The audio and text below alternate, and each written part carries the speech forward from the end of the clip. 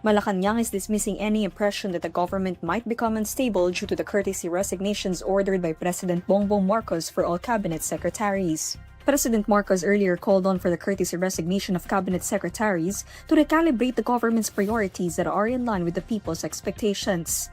In a briefing on Thursday, May 22, Presidential Communications Office Undersecretary Claire Castro describes the move as just a way of weeding out underperforming officials who may no longer be aligned with the administration's current priorities. Dapat mas matuwa po ang taumbayan dahil pinapakita po ng Pangulo na sabi nga natin walang puwang sa gobyerno, sa administrasyon, ang tamad at ang korap. Mas maganda po at dapat tanggapin ng taumbayan na mapalitan ang mga ito ng karapat-dapat sa posisyon. When asked whether or not this was President Marcos's way of showing a formidable kind of leadership, Castro responds in the affirmative. Castro also responds to Senator-elect Ping Lacson's suggestion that Marcos should have a disciplinarian in the last 3 years of his term. Lacson believes this can help ensure that government officials will follow the president's lead. However, Castro says that President Marcos does not need one as he himself can keep things in order. Malacanang assures the public that the recalibration of cabinet secretaries will not affect government projects. In a briefing, Presidential Communications Office Undersecretary Claire Castro guarantees that the administration's programs would not be halted after President Bongbong Marcos ordered all cabinet secretaries to submit their courtesy resignations. This move, according to the president, will give way to revive his administration following the reportedly disappointing results of the midterm elections. According to Castro, the cabinet secretaries and government personnel will continue working as usual. Hindi po maaapektuhan kung ano po ang pending at existing projects habang ito ay may transition. At tuloy-tuloy lamang po ang pagtatrabaho ng mga cabinet secretaries at ng mga tao sa gobyerno. At mas maganda po itong mapakita rin ng ating mga heads of agencies, cabinet secretaries, na sila ay naaayon sa goal ng Pangulo. Ipakita nila na sila ay dapat na matantili bilang parte ng administrasyon ng ating Pangulo. Sabi nga natin, walang puwang ang tamad at korap sa administrasyon.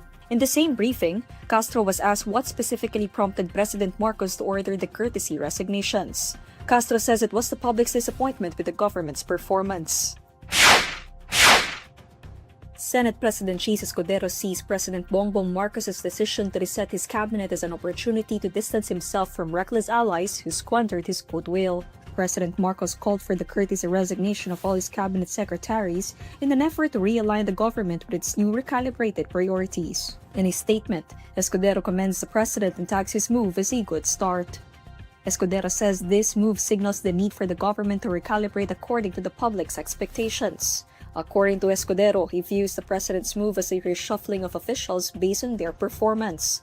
The Senate chief points out that the president's course correction must include its entire political house, starting with his own people.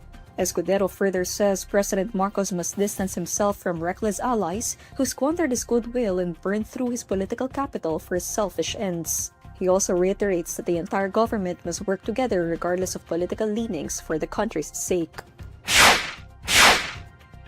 A Chinese Coast Guard vessel blasted water cannons and sideswiped a Philippine ship conducting a routine marine scientific research mission in the vicinity of Pag-asa K2 in the West Philippine Sea. In a statement, the Department of Agriculture's Bureau of Fisheries and Aquatic Resources condemns what it called hostile actions by the Chinese Coast Guard against its 2 marine scientific research vessels in the West Philippine Sea.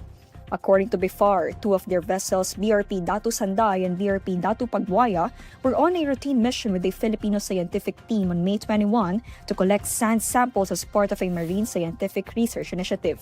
The agency explains that at approximately 9:13 a.m., Chinese Coast Guard vessel 21559 water cannoned and sideswiped the BRP Datu Sanday twice, resulting in some damage to BRP Datu Sanday's port bow and smokestack and putting at risk the lives of its civilian personnel on board.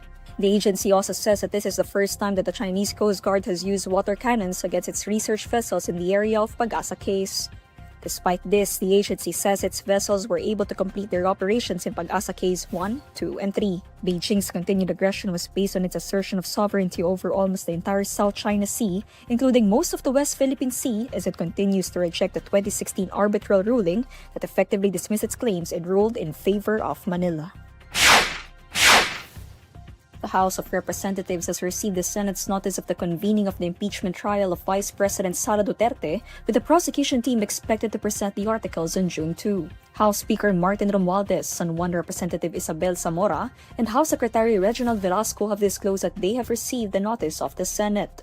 In a statement, Romualdez says that they have received Senate President Escudero's letter regarding the impeachment trial, saying that it will be transmitted to the panel of House prosecutors. Meanwhile, in an online interview on Thursday, May 22, Zamora says that several members of the prosecution team have met to discuss matters related to Vice President Duterte's impeachment trial. Zamora is part of the 11-member House prosecution team. According to Zamora, all 11 prosecutors who were elected by the House members last February 5, after Duterte was impeached, will be present in the reading of the articles of impeachment before the Senate on June 2. Zamora says they have discussed how the presentation of the impeachment articles will proceed.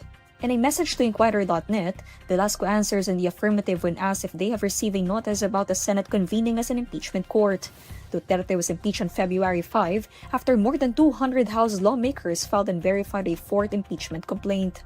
Escudero previously said it will not be up to the 20th Congress to decide on Duterte's impeachment, but he has now formally invited the House prosecution panel to appear before them for Duterte's impeachment trial.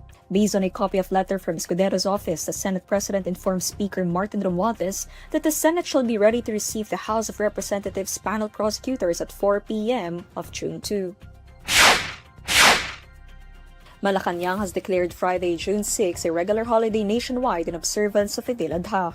President Bongbong Marcos signed Proclamation No. 911 dated May 21, declaring June 6 as a national holiday throughout the country in observance of Eid'l Adha.